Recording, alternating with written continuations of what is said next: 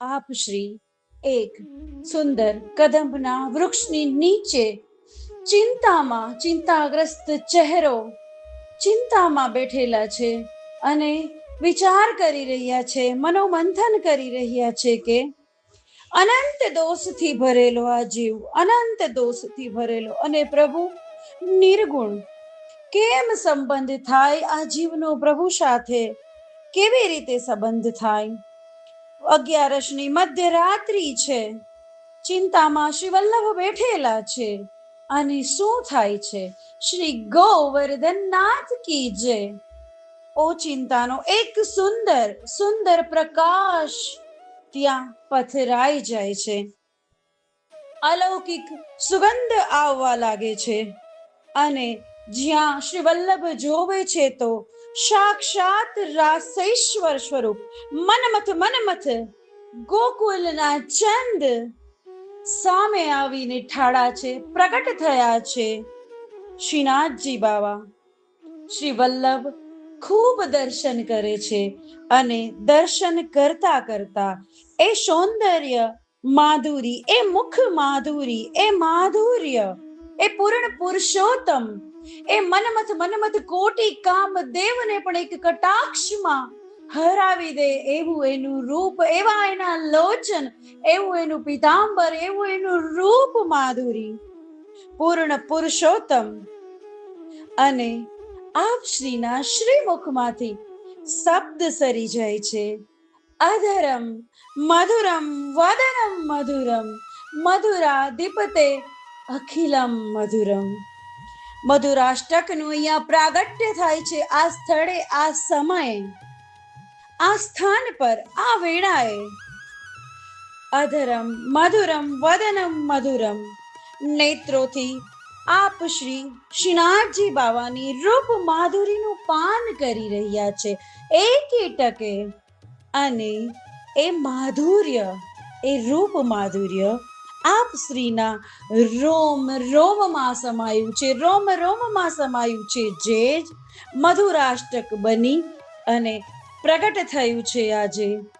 વચનમ મધુરમ ચરિતમ મધુરમ વસનમ મધુરમ વલિતમ મધુરમ ચલિતમ મધુરમ ભ્રમિતમ મધુરમ વેણુર મધુરો રેણુર મધુરો પાણીર મધુરો પાદો મધુરો નૃત્યમ મધુરમ સખ્યમ મધુરમ મધુરા દીપતે અખિલમ મધુરમ. એ મધુરાષ્ટકનું અહીંયા રચના થાય છે, મધુરાષ્ટક પ્રગટ થાય છે એમ કહી શકાય.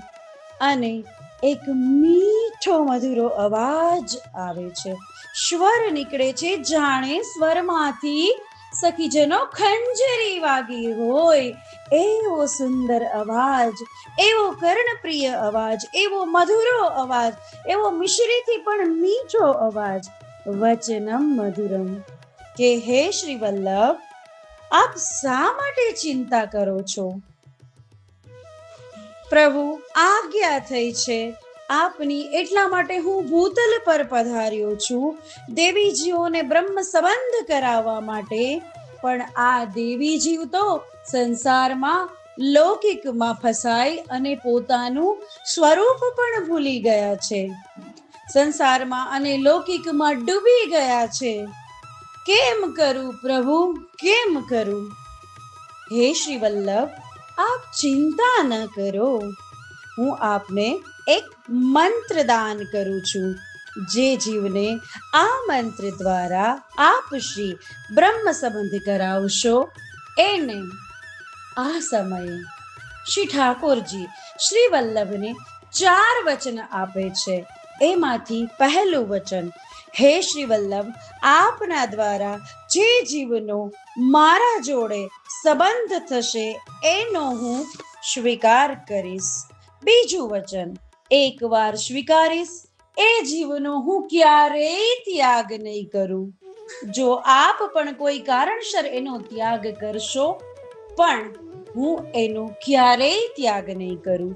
ત્રીજું વચન, આપની કાનીથી જીવ મને જે પણ ભોગ ધરાવશે એને હું આરોગીશ, એ ભોગનો હું જરૂર અંગીકાર કરીશ શ્રી વલ્લભ. અને ચોથો, આપ જેના માથે સ્વરૂપને પુષ્ટ કરી અને પધરાવશો ત્યાં સદા સર્વદા વલ્લભ હું પ્રગટ સ્વરૂપે બિરાજીશ. આ 4 વચન ગોવિંદ ઘાટ ઉપર, જ્યાં અત્યારે ગોવિંદ ઘાટની બેઠક છે, પવિત્ર 11ની રાત્રિએ શ્રીનાથજીએ શ્રી વલ્લભને આપેલા છે. વલ્લભના હાથમાં તુલસી દલ આપી સાક્ષાત શ્રી ઠાકોરજી શ્રીનાથજી બાવા શ્રી ગોકુલચંદ્રમાજી રૂપે વલ્લભને આ મંત્ર બોલાવે છે કે હજારો વર્ષોથી વિખૂટો પડેલો આ જીવ સવત પરિવત્સર, જન્મોના જન્મ સંવંત પરિવત્સર ઘણો સમય વીત્યો છે. સ્વરૂપની વિસ્મૃતિ થઈ ગઈ છે. તાપ કલેશ આનંદનો જેને તિરોધાન થયો છે એવો જીવ ભગવાન શ્રી કૃષ્ણ શ્રી ગોપીજન વલ્લભને દેહ, ઇન્દ્રિય, પ્રાણ, અંતઃકરણ, તેના ધર્મો, સ્ત્રી, ઘર, પુત્ર, કુટુંબ, ધન, આલોક અને પરલોક એટલે કે સર્વસ્વ આત્મા સહિત સમર્પણ કરું છું. હે શ્રી કૃષ્ણ, હું તમારો છું. હે શ્રી કૃષ્ણ, હું તમારો છું. હે શ્રી કૃષ્ણ, હું તમારો છું. અહીંયા પંચાક્ષર મંત્રનું દાન મહાપ્રભુજીને શ્રીનાથજી બાવા કરે છે.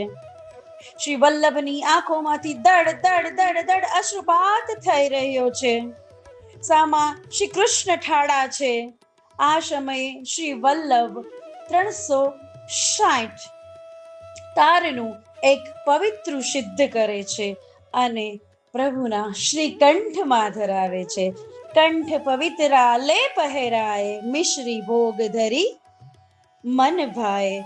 આ 360 તારનું પવિત્ર એકાદશીના દિવસની રાત્રે મહાપ્રભુજી શ્રીનાથજી બાવાને ધરે છે અને કેસર મિશ્રિત દૂનામાં મિશ્રી રાખેલી જે હતી એ આપશ્રી પોતાના શ્રી હસ્તથી શ્રીનાથજી બાવાના શ્રીમુખમાં પધરાવે છે. સાષ્ટાંગ દંડવત પ્રણામ કરે છે અને કહે છે કે ઠાકોરજી, આપે તો આ કૃપા માર્ગને, આ મંત્ર આપીને, આ ગદ્ય મંત્ર આપીને અત્યંત સરળ કરી દીધો છે. આ પુષ્ટિ માર્ગ અહીંયા પ્રગટે છે. અહીંયા પુષ્ટિ માર્ગ નું પ્રાગટ્ય થાય છે અને પુષ્ટિ એટલે પોષણ એટલે કૃપા એટલે અનુગ્રહ. જીવ જેવો છે એવો સ્વીકાર કરવાનું વચન શ્રીનાથજી બાવાએ આજના દિવસે શ્રી વલ્લભને આપેલું છે. અને પુષ્ટિનો માર્ગ તો હતો જ, પણ માર્ગની વિધિ બતાવી છે. આ સુંદર શિંગારના, પુષ્ટિના, તાપના, આનંદના માર્ગ પર પ્રકાશ થયો છે એવો આ સુંદર દિવસ, પવિત્ર એકાદશીનો દિવસ. ખૂબ વધાઈ સખીજનો. અધરમ મધુરમ. શ્રી ગોવર્ધન નાથ કી જય.